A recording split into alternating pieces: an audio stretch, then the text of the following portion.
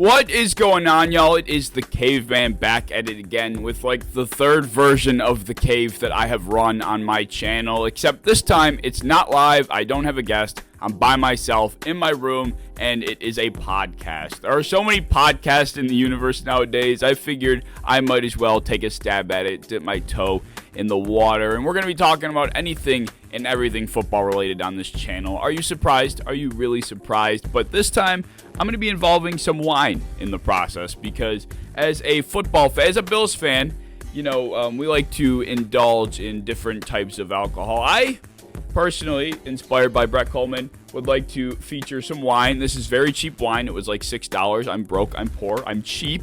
More importantly, I'm cheap. But I will be enjoying some wine. I will be taking recommendations throughout the podcast series as I pour my first glass and hopefully don't make a mess. We'll do like some ASMR. There you go. That's good. That'll calm me down a little bit. Am I the only one that feels like we just finished drafting our 12 losing fantasy teams, right? I mean, I did win a championship. Let's make that very known. I did win a championship, but it felt like the season has just started, and yesterday the Super Bowl ended, and boy, oh boy, do I have some thoughts on that game, as I would imagine everyone does, but a lot of different opinions. There doesn't seem to be one clear-cut narrative about the result. People are pointing to different reasons why the Chiefs won, different reasons why the 49ers blew it. And I do have my fair share of opinions that I want to share with you today. But before we get into that, I do want to talk about how, to start off the game before we, actually began the football festivities, my opinions started to insert themselves onto the internet early on. And I wanted to talk about briefly the Post Malone performance, America the Beautiful, and talk about national anthems and any type of pregame songs that are sung for a sporting event. I mean, you could always divide a country with that type of performance because half the country's going to like it, half the country's not. I was indifferent. The first time I listened to it, the first time through when it was live, I didn't love it. Granted, the TV was very low volume at the time, so I didn't really hear it best. But at the same time, Post Malone, to me, just isn't the artist to be singing that, let alone countrifying it, however you want to mention it. It was good.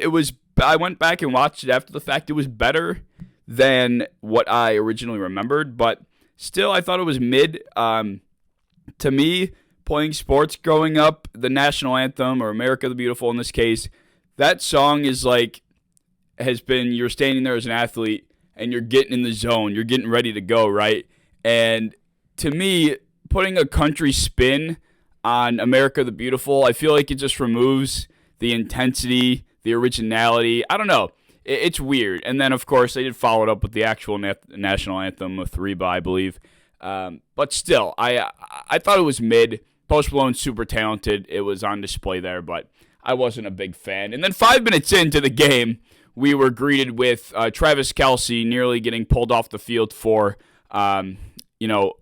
assault on his head coach. I don't know how Travis Kelce gets away with damn near manslaughter. He almost knocked over his 70-year-old head coach. And, who knows if he gets back up. That would have been manslaughter for assault. And Travis Kelce, imagine, let's put it this way. Imagine if Travis Kelce was Stephon Diggs. Imagine. Bills fans all over the internet would be going crazy, criticizing Stephon Diggs, calling him a diva. There would be, it would make the New York Post. It would be on CNN and Fox. Could you imagine back in 2016 if Odell Beckham walked up to his head coach, whoever it would be at that time, and he started yelling in his face, screaming like that, pushes him, nearly knocks over his head coach? Could you imagine if that was Odell Beckham? The universe might collapse. There might be a cataclysmic just uproar from media, and Travis Kelce does it, and people look at it as, he's just a competitor, and he's fierce in the moment, and two guys that care a lot. It's passion. There's a level of respect that is maintained between the relationship of a coach and a player, and that to me seemed like that line was crossed. I mean, Andy Reid didn't appear to care based on his comments about it in the postgame, but, there is just that line seemed to be crossed. Not even just the coach-to-player relationship, but the man-to-man relationship. I mean, Kelce just up out of nowhere screamed in his face and nearly knocked him over because Isaiah Pacheco fumbled the ball. Like, I get he was upset that he wasn't on the field, but at the end of the day, if Pacheco doesn't fumble that ball, it doesn't matter, Kelce, if you were out there or not. I mean, you didn't make a difference. You wouldn't have made a difference if you were in on that play or not. Pacheco fumbled. That's the bottom line. And, I thought that was pull a drink. Travis Kelce, to me, is an interesting. He's a polarizing character, just as his girlfriend is. But, I don't know. There's just something about him lately that is really kind of rubbing me the wrong way. I don't know if I'm alone in that regard, but I was not a fan of the actions 5 minutes into the game from the superstar. I got my nice little itinerary here to keep me on track, to remind me, because I'm talking to a camera and I'm sweating my absolute ass off. And I got to keep my thoughts in line.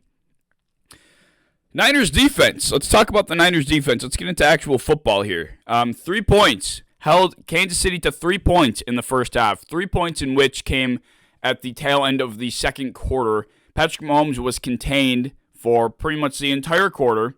They forced 2 turnovers on the game. And, you got games from Bosa, from Warner, from Javon Kinlaw even. You got the games you needed from your superstars defensively. And unfortunately, it still wasn't enough. I've been seeing the opinion that the 49ers defense folded. They didn't do their job. That, to me, is a wild statement. The Niners defense, for a majority of that game, was the best unit on the field. The Chiefs defense also in that conversation, but they did their job. They did more than their job. Like I said, 3 first-half points, forced 2 turnovers, not to mention you got 6, I think the Chiefs had 6 visits to the red zone, and they only scored twice. One of those visits came off of the muff punt. You put them in an awful position back against the wall. I don't blame them for that. So, realistically speaking, 5 visits into the red zone that were driven by Kansas City offense, and they only gave up 1 touchdown. I don't know what more you could ask of a defense. They have been questionable. They have been playing suspect as of late. They got shredded. They have been getting shredded the last few weeks. But against Patrick Mahomes, you really can't ask for a better performance. To me, they gave their offense every chance they could to win. You can't ask for much more than that from your offense, in my personal opinion. And speaking of the 49er offense, I don't know. I don't know. I've been going back and forth on this. I think Kyle Shanahan should be the one that bears most of the blame. I don't want to say he blew it, but I think if you had to spread blame percentage-wise across the board, I think Kyle Shanahan 100% deserves a lot of it. And my thing with Kyle Shanahan was he was unable to get his offense into a rhythm when they had an opportunity to really pull away in that game. I mean, the first, 3.5 quarters, that was the Niners game. They were dominating Kansas City. They started the second half with an interception that set up the Niners offense at midfield, and they couldn't even pick up a first down to get into field goal range. We're talking about one of the most historic offenses in football this year, per DVOA. Aaron Schatz talked about it all season long. This was one of the most historic offenses, most efficient offenses in football history. And now on the biggest stage, you're not even able to pick up a first down to escape with 3 points following a turnover, which, as we know, would have made a massive difference. And the biggest thing about that was, after that first drive, following that turnover, they punt. The next drive, they go 3 and out again, they punt. And then the next drive, they go 3 and out again, and they punt again. 3 straight drives coming out of half where they were not able to get anything on the board. And the biggest reason why that's a problem to me is because they caught a case of the I don't know, whatever Baltimore caught their case with last week of just not running the ball. We had this whole conversation last week. It was the story of the AFC Championship game. Why did the Baltimore Ravens, the most physical team in the league, dominating on the ground all year long, get away from what they do best, and that is pounding the rock? Why did Baltimore get away from that? And then this week against the Chiefs again, we have the Niners, who are another team that dominate in the trenches. They were winning in the trenches in this game. That was how they were moving the ball, efficiently. And we find them in a stretch where Kyle Shanahan is deciding that he wants to keep the ball in Brock Purdy's hands for 3 straight drives. There were 9 plays ran by Kansas City's offense in that third quarter between those first 3 drives. 1 were a handoff to McCaffrey, and it was the most predictable, when I tell you the most predictable run call I've ever seen, I genuinely mean it. I knew the second they rolled out for that drive, I said to everyone in the room, they're going to run this ball because they hadn't ran it the first 2 drives, and they're going to try and establish it. And Kansas City knows that, so they're going to sell out for it. And Christian McCaffrey goes nowhere. They pass for another 2 downs, and suddenly they're punting again. It's just so confusing to me. That was the one thing to beat Kansas City is you need to keep the ball on the ground. Buffalo laid out the blueprint for both the Ravens and the Niners. You need to win in the trenches. You will win in the trenches. You do not want to throw into the teeth of that Steve Spagnuolo secondary. And for whatever reason, I get that in the grand scheme, the Niners didn't get away from the run. They ran it most of this game, but that stretch of time was so damn important. It stood out, and rightfully so. You cannot, and I mean cannot, get away from what you do best at any point against a defense like that, because they're going to make you pay. I mean, 3 drives wasted when they could have taken multiple possession lead, and I'm talking multiple scores. Kansas City wasn't doing anything offensively, right? So this was an opportunity early in the second half for San Francisco to really kind of pull away. So I personally put that on Kyle Shanahan. Bad play calling, tried to get too cute. You're leaving the ball in the hands of your, respectfully speaking, suspect starting quarterback. I mean, this isn't a guy that is going to drop back 50 times in a game and win the game with his arm. Like, that's just not the quarterback Brock Purdy is. It didn't make sense to me. I thought Kyle Shanahan blew it in that sense. And on the note of Brock Purdy, actually, I also don't understand where the narrative is coming from that he played a good game. I don't know what game people watch that people believe Brock Purdy played a good game. He had an okay game. Let's put it this way. He had the most mid-game. Brock Purdy had the most mid-game in history. I mean, the biggest stage, he didn't do anything great. He didn't do anything horrible. He was just there. Like, if someone were to ask me what was the most just unmoving, unmotivating, just boring performance ever, it was from Brock Purdy. People were saying that about Patrick Mahomes, how he played a stable, not exactly exciting game, but he still made plays when he had to. There were plays where he stepped up. Brock Purdy, none. Nothing. I mean, I'm not going to sit here and compare the two, but the bottom line is I didn't see a single time where Brock Purdy really stepped up and made a play, and it didn't happen. But granted, he didn't throw an interception, even though Deebo Samuel's ball off of his hands probably should have been picked at the start of overtime. He didn't throw a pick. He didn't really take any egregious sacks. He didn't fumble the ball. He was good in that sense, but that's not good enough to beat the other greatest team in the NFL. It's not going to be good enough. And that is exactly what my problem has been with Brock Purdy the entire way through, and why I was so impressed with him against the Lions, because he found a way to win when he was called upon, when things weren't going the way that things usually go for San Francisco. That wasn't the case against Kansas City. He missed 2 deep balls to Brandon Ayuk and Deebo Samuel, both of which would have run for touchdowns. Brandon Ayuk's ball, you could blame Ayuk a little bit, but if Purdy places that ball better, allows Ayuk to not have to turn his head, because Ayuk was running pretty much a vertical up the seam, and Ayuk was looking over his left shoulder, I believe, and Purdy ended up putting it over his head. So that makes it extremely difficult for Ayuk to continue running full speed and track it which, I mean, I don't think he would have gotten to anyway because the ball was overthrown. If it was more toward the back left of the end zone, or at least toward the side that Ayuk is looking at, perhaps he has a better shot at it. And then I know Chris Jones pressured him when he was taking that shot to Debo, but big-time quarterbacks make those big-time throws. And Brock Purdy has made those types of throws. I actually think he's been relatively respectable under pressure for the most part this year. Actually good. I would say good. This game, that wasn't the case. And those were two throws that, 49ers fans are going to look back at and really wish you could hit.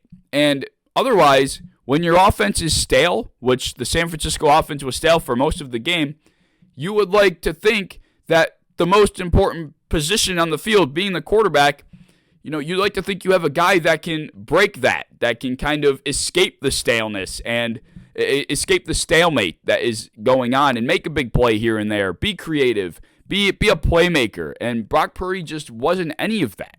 And to me, that was one of the biggest differences that people just aren't acknowledging. The difference between Patrick Mahomes and Brock Purdy is so large that at the end of the day, if we're talking about, this isn't a Brock Purdy slander session, but if we're talking about, maybe a Kirk Cousins or a Jared Goff or any of those tier guys in Brock Purdy's position, I think this is a different conversation. I think this is a game that very easily goes in favor of San Francisco. But Brock Purdy just, to me, doesn't possess what it takes to win on that stage. He to me he's just there. And that was Brock Purdy's performance. He was just there. And that will never, ever be enough. Never be enough to win, especially against what we're looking at as perhaps the greatest dynasty of all time. And Josh Allen and the Bills have learned that the hard way, all right? I'm a bitter fucking Bills fan, and we cannot get shit to go our way because we have to go through them every year. So, and we have Josh Allen. I mean, we're looking at San Francisco. They have what we're seeing as probably the best roster that's been constructed in NFL history, at least in the last 25 years. And, they still can't get it done because they don't have the quarterback. And people are going to hate to hear that, but that's the reality of the situation. And that's bringing me to my next point.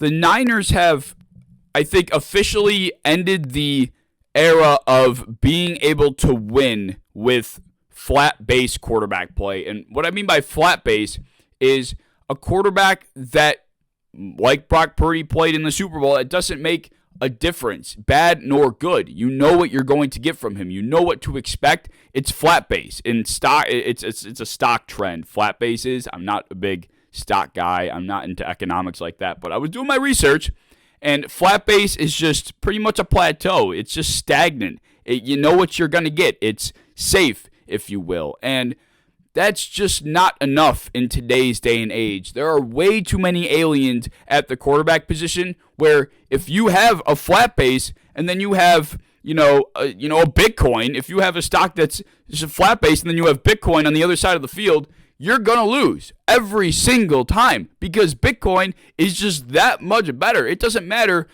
how many stocks you have that are flat base, if you will. It doesn't matter how consistent it is. If you do not have Bitcoin, if you do not have the playmaker that is going to go above and beyond when his name is called on the biggest of stages, you are never going to win. The CJ Strouds of the world, we have the Jordan Loves of the world, these young and up-and-coming quarterbacks. I mean, you can't throw Brock Purdy in a conversation with them. I mean, it's not even remotely close. And that's what people are trying to do, which drives me crazy because he's a winner. When at the end of the day, Cam Newton has been right the whole time, and he's caught so much shit for it, and it drives me nuts. Game manager is the wrong term, but the way he describes and talks about Brock Purdy is correct through and through. And we saw that against Kansas City. He was just there. He was the guy at the party, just kind of standing in the corner, staying out of people's way, not really making much conversation with anybody. He was just there on his phone with the weather app open. That was Brock Purdy's performance. Like, let's be completely honest. And, you can't be mad at him for it. Like, he didn't cause any issues, but he didn't make anything happen either. And when you're the quarterback of a team that's in the Super Bowl, to win that Super Bowl, you're going to have to do something. And that didn't happen. So that's why, to me, I'm just not there with Brock Purdy, and I really haven't. And, I gave him his flowers when he beat Detroit the way he did, but it was just a very unencouraging game, in my personal opinion. And I guess, to be fair to San Francisco, they have tried to break the trend of having mid-quarterback play. They went up and traded for Trey Lance. It didn't work out, so they tried, but they're just stuck in the same endless cycle. So, like I said, I think the day and age of being able to win with flat-based quarterbacks, I think those days are over. Those eras are over where you can just build a super defense and a supporting cast around the quarterback that is able to prop him up. That used to be a method of team building that was successful in this league, but now talent is too great. Quarterbacks control the game far too much in today's NFL to where that is not going to be enough anymore. If San Francisco had, a C.J. Stroud, a Josh Allen, Justin Herbert, Joe Burrow's not in that conversation. Well, yeah, Joe Burrow. I mean, if they had any of these other guys that you can put in your top 10 conversation, you don't need the Brandon Ayuk, George Kittle, Deebo Samuel, Christian McCaffrey, Trent Williams. You don't need all of that because at the end of the day, the quarterback is what matters. And we saw that. Patrick Mahomes has MVS, a 34-year-old Travis Kelce, Mecole Hardman, and Brock Purdy has the fucking Avengers. It just doesn't matter. It just doesn't matter anymore. It's about the quarterback play, and I cannot believe this conversation isn't being had on a more serious level. And no one's acknowledging it. It's like I said, it's because Brock Purdy was the kid at the party on his phone, staying out of everyone's way, just staring at Instagram and scrolling through his Instagram feed. That was his game, and people don't want to be mad at him for it, and I understand that, but the reality of the situation is it's not enough. Man, I need a drink after that. I didn't expect to go on a little bit of a Brock Purdy rant. I had it written down, but man, it just pisses me off. It really does.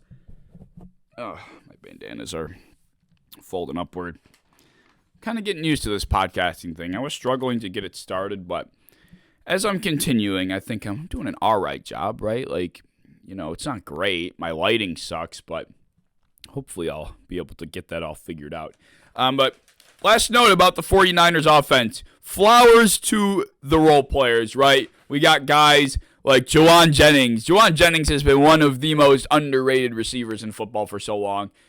He's so versatile. He does so many things for San Francisco that go unacknowledged. I talked about this on a TikTok. I can't remember when. I was trying to find the video during the game last night, but I swear to God, I gave this guy his flowers a while back. But Juwan Jennings, huge in the game. Brandon Ayuk, Deebo Samuel, George Kittle, they were invisible. Juwan Jennings was the best receiver on the field for San Francisco. And even guys like Ray McCloud. I mean, Ray McCloud had a big catch on a crosser. He also, on the punt, he did his best to make up for what was a fluky mistake. I thought he had a pretty, what's the word I'm looking for? He made an impact, I would say, an impact enough to be noticed. And then same with Chris Connolly. Chris Connolly, I think, between Chris Connolly, Christian McCaffrey, and Juwan Jennings, I mean, those were the three best players for San Francisco offensively last night. He had that big catch on third down, Chris Connolly did. He made a bunch of big plays on special teams. These are guys that were stepping up and role players that you need to step up when you want to win these big games. And they got that. I mean, they got the performance from almost everybody that they needed performances from, except for their biggest names, including Kyle Shanahan for that matter. But yeah, I mean, that's about enough. That's about all I have on San Francisco, at least for now. Another point I wanted to make was the fact that this was a pleasantly uninterrupted game by the Zebras. They stayed out of it, and although I felt like every play I was watching a defensive end get dragged down and tackled to the ground, I was fine with it only because they were keeping it consistent both ways. You can have a ref crew that is so abysmally terrible, but if they're abysmally terrible for both teams, and they're calling a game so horribly for both sides, I'm not going to be that mad at it. It eventually, relatively speaking, evens out. And I appreciated the way they called that game. There were some questionable spots for Kansas City at times, but at the end of the day, there was no flag that I thought was egregious. They didn't make an impact on the game that you could say, oh, if that happened or didn't happen, then they probably win. They were completely uninvolved, and for a league that's had such an issue with refs this last year and even a couple years back, I appreciated the uninvolvement. And like I said, there was a hold every play, but there was a hold for both sides every single drive. So I appreciated that for sure, and especially coming off of a Super Bowl last year where a holding call that was the tickiest of tacky holding calls pretty much determines the outcome, at least in that specific moment with the James Bradbury hold. It was a breath of fresh air to see that adjustment. If every game was like that, hell, I mean, they would be in a lot better shape in terms of their reffing perspective, or how we view refs, I should say. But yeah, on that note, let's talk about Kansas City, right? We had an offense. We were talking about how Patrick Mahomes, he played a relatively boring he managed the game. He was a game manager, which, unpopular term, but he did. He managed the game. He made the plays that he had to, and it was boring to some people. I didn't think it was boring. I thought he played excellent. But they were clutch when they needed to be, and that's not just talking about Patrick Mahomes. We look at the 3rd and 7 on the game-tying field goal drive. They're still far out. I think Butker makes it if they don't pick up the first down. But you get man-to-man coverage. Fred Warner and Travis Kelce had been tangling all night long, and Travis Kelce shakes Warner off the line. He's able to run his drag route with a couple yards of separation, picks up a gain of 22. Huge play, clutch play in the biggest of moments. Kelce was silent, for a lot of that game. But when his name was called, he stepped up. He stepped up for sure. And even the 4th and 1 to keep the game alive in overtime when they were still on their side of the field, that was the perfect play call. We had the Patrick Mahomes, I think he was under center. He rolled out. It was an option rollout, essentially. He could have either thrown it to Kelce or ran it himself.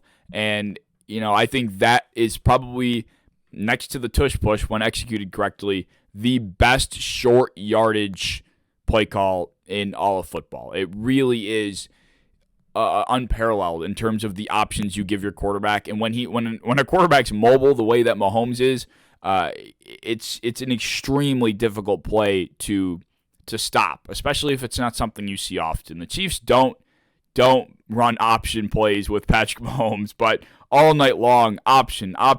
We saw a triple option by Mahomes that he took for 22 yards. I mean, they ran it a few times, and when you're not prepared for a cat to be taken out of the bag like that, you're not prepared for that magic trick, it's tough to adjust for, and San Francisco felt the wrath. So that 4th and 1 play call I was absolutely in love with. And we can just talk about how well Mahomes and Andy Reid did of managing the heat that was sent at him. Steve Wilkes was trying to, dial up some heat, get some pressure on Patrick Mahomes, tried to blitz him, but they had an answer every single time. It was like a teacher giving out a Scantron to one of his students, and the student has the answer key in his back pocket, and the teacher's like, how the hell is this kid getting 100 on the test every time? Well, because he's got the answer sheet. This kid knows what he's got to do every single time he's asked to do it.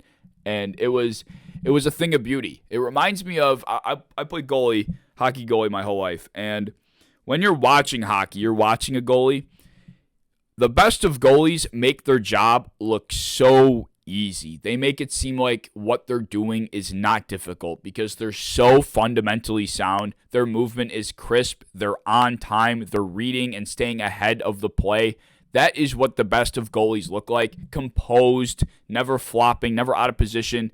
They make it look easy is the bottom line. And the reason why I think people are interpreting Patrick Mahomes' game as boring last night is because he just made it look so easy. The things that he was doing, they weren't easy, but he made them look easy because of the way he just remains composed. He always knows what to do. He's always ahead of the other side of the ball, and that's what makes him great. He's I mean, we don't have to talk about why Patrick Mahomes is great, but the bottom line is that's the comparison I think about. Is we saw a quarterback that was making the difficult things look so routine, and then a quarterback on the other side of the ball that was doing the opposite, and they were dealing with similar levels of pressure. And at the end of the day, you could attribute why the Chiefs won to their ability offensively to handle the heat that was sent at them, whereas on the other side of the ball with Brock Purdy and the 49ers, they weren't. They didn't have the answer sheet when the Scantron was given to them,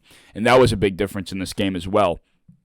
As far as the offense goes, really not much else to say, though. It was your average script for Mahomes. Go down early, make everyone think, oh, is this the year? But we all know better. I didn't know better. I fucking took San Francisco. But let's talk about the defense, right? Kansas City's defense. This is the part that I've been waiting for. This was the unit that got the Chiefs to this game in the first place. This was the unit that won this game for the Chiefs at the end of the day, and they finished the job. Steve Spagnuolo, probably one of the best defensive coordinators in history, if not the best. 4 Super Bowl rings. I don't think any coordinator actually has had that many. He is everything that you want in a coordinator. He knows how to get his best players in rhythm. He knows how to pretty much get anybody. I mean, it's almost Bill Belichick-esque in a way. He gets the most out of the players he has on his roster, no matter who they are. And that's something Bill Belichick has mastered throughout his career. But as far as last night goes, every level they had performers. You had Chris Jones on the defensive front. Leo Chanel had a monstrous game on the second level. And then you got Trent McDuffie and L'Jarius Sneed doing what they do best and just putting the best of the best in straitjackets. I mean, Deebo Samuel was literally locked up like all night long, just put in a coffin. He had nowhere to go. It was very hard for him to create separation. L'Jarius Sneed was suffocating. I mean, they really played their asses off. And the way Spags was able to just set these guys up for success on the biggest stage again, you just got to tip your hat to him. And going back on that point about the pressure, I didn't want to get into it, a couple minutes ago, but Spags had Brock Purdy in hell with his pressure packages. The thing that made it so lopsided in terms of how one team dealt with it was the way Spags was haunting Brock Purdy, right? He was, for one, confusing Brock Purdy. Brock never really knew when the pressure was coming. So that was step one. Pre-snap, is there pressure coming? Brock was having a hard time determining that. Second step, if the pressure is coming, where is it coming from? Brock was also having a difficult time identifying that. And then step 3, if there is pressure and you know where it's coming from, am I able to adjust and get the pre-snap adjustments in time to prepare for that pressure to come in? And that 3-step process, Brock Purdy struggled with tremendously all night long. We saw him take a timeout. I think it was halfway through the third quarter, if I'm not mistaken. I could be wrong. But we saw Brock Purdy take a timeout with like 6 seconds left on the play clock because he knew that he had nothing in place. It was a third down. He had nothing in place to hold up, to stop what he felt like was pressure coming in. The protection wasn't right, and he had to take a timeout. And this was a common theme all night long, and that's just credit to Steve Spagnuolo up and down, the way he was able to just get Brock Purdy to see ghosts in a sense. But, I mean, at the end of the day, Chris Jones was just wrecking. Chris Jones was just wrecking it anyway. I mean, he wasn't seeing ghosts. Chris Jones was a real human being, and he was in the backfield often. So it was a combination of that and Chris Jones, of course, just being, one of the greatest defensive tackles, in history. So that also helps.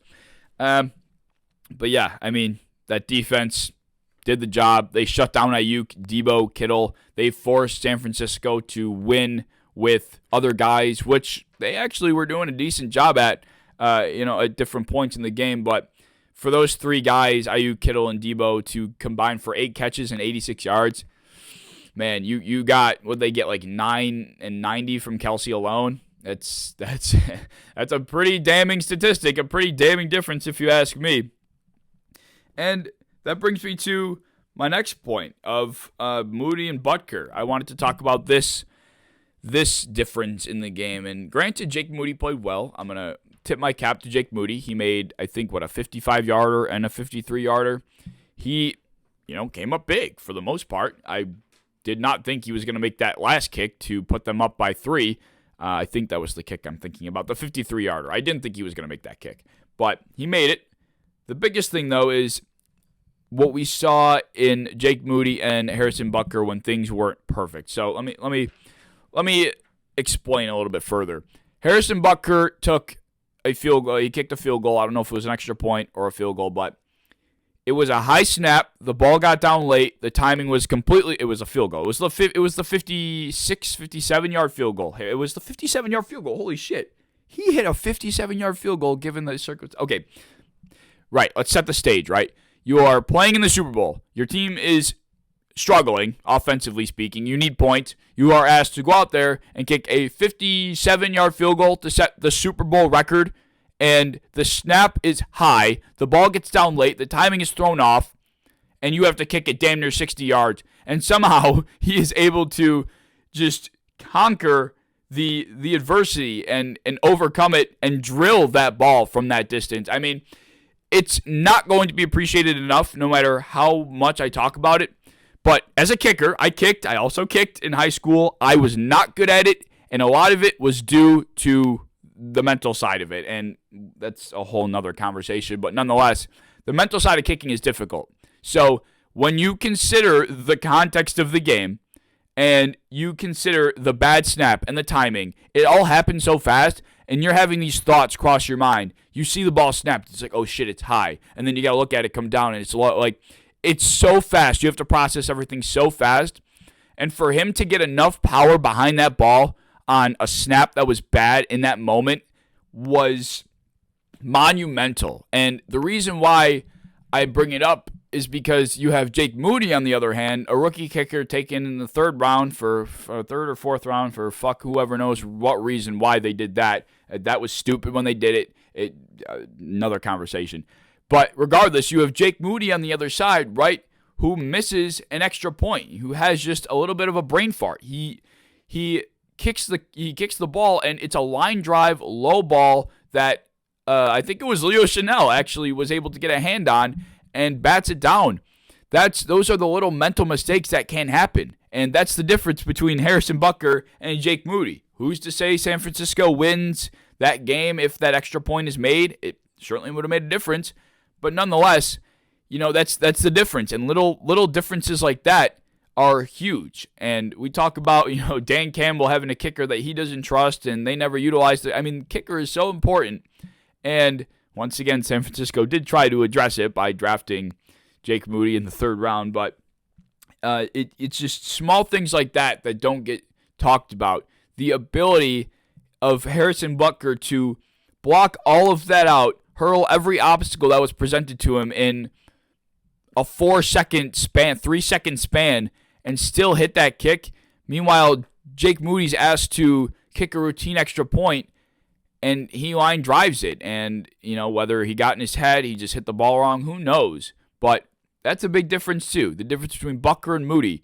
The difference in special teams, period. I mean, it's an important side of the ball, and people will not acknowledge it. They'll say Patrick Mahomes, Travis Kelce, they're the best in the world. But Harrison Butker, give him his flowers too, man. If that kick isn't made, who knows what happens? And that was arguably one of the biggest plays of the game. So, Harrison Butker, hats off to you for that.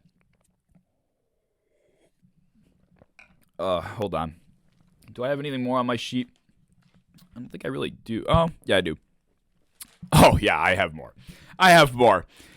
So, yeah, that was the Moody-Butker conversation. The next conversation I wanted to have, this is not necessarily directly football X's and O's related, but am I the only one that feels like these teams that win all the time, that they made some deal with the darkest devil, that they just have this dark voodoo black magic in their back pocket that they whip out in the biggest of moments. Like it happened with the Patriots. We can break down every Super Bowl. There are moments in every Super Bowl that Tom Brady led Patriots dynasty won where you're like, how in God's name did that happen? How did they get that break?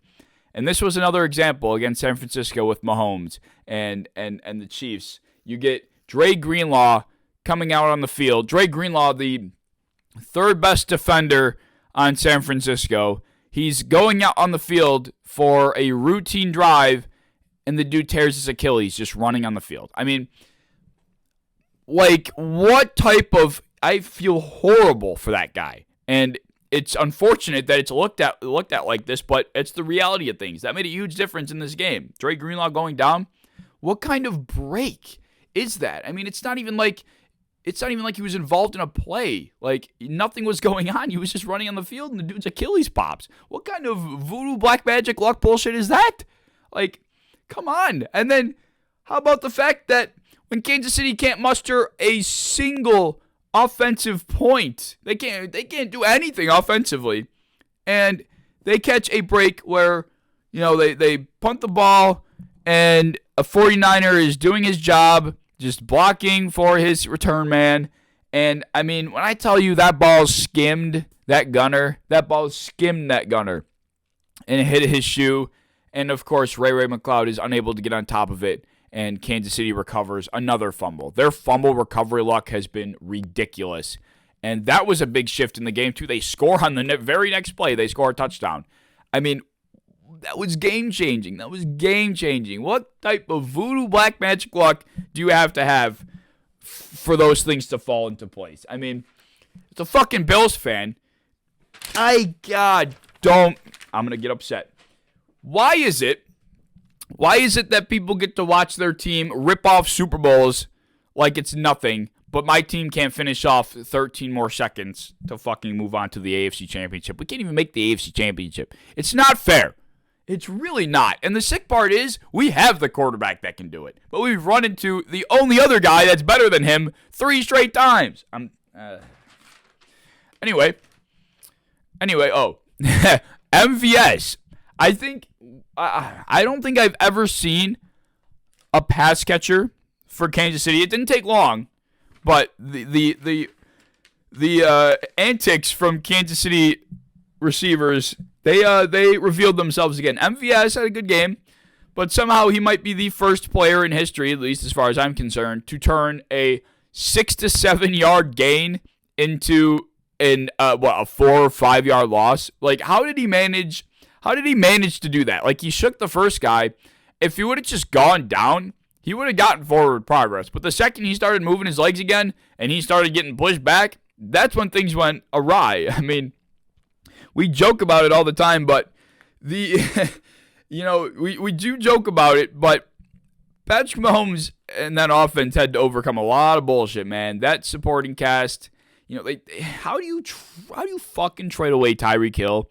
You replace him with whatever the hell that they were pitching out there this entire season and win back-to-back Super Bowls. I mean, it's just not fair. The only reason why I didn't want Kansas City to win that game is because it's just not fair to us Bills fans. It's just not. It's really not.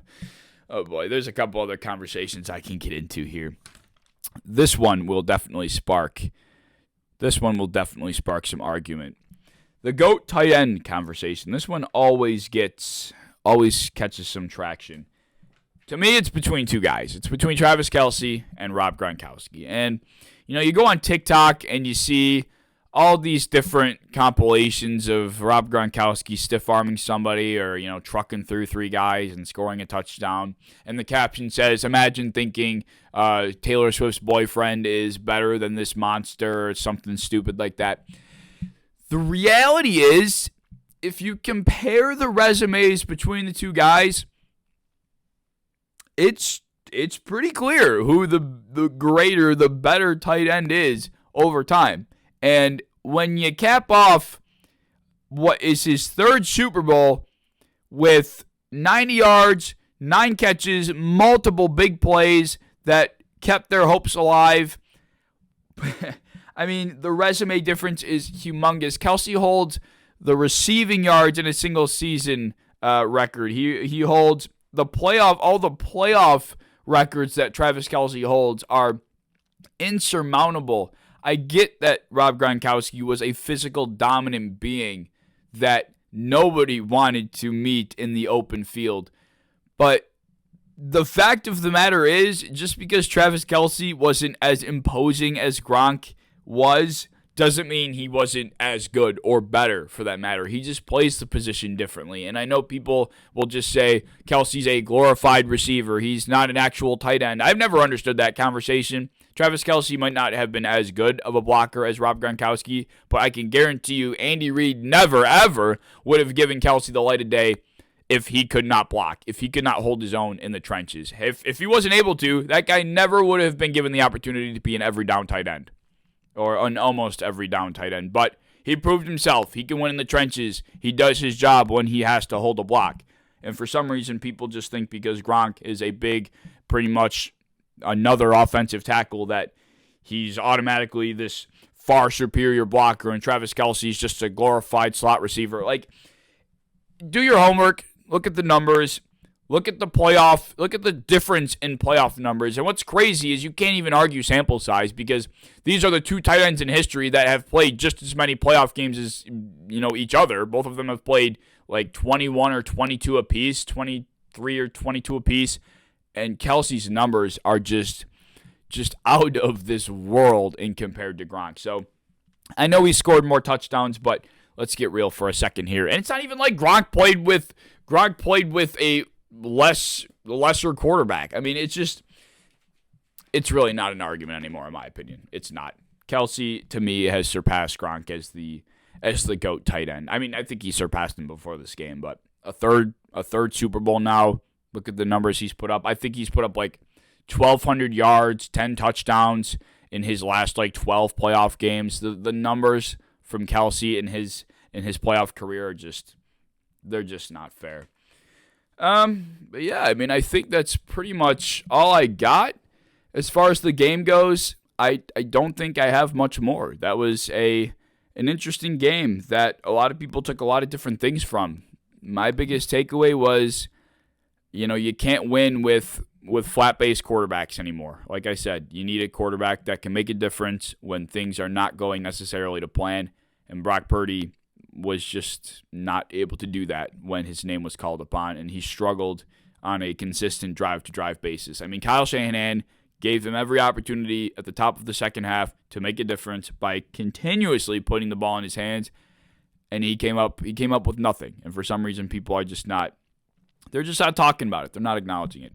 But I think that's all I got. If you guys enjoyed the podcast, feel free to drop a like. I don't know how it works on Spotify, but I plan on releasing these every Tuesday. I think I'm going to try to shoot for.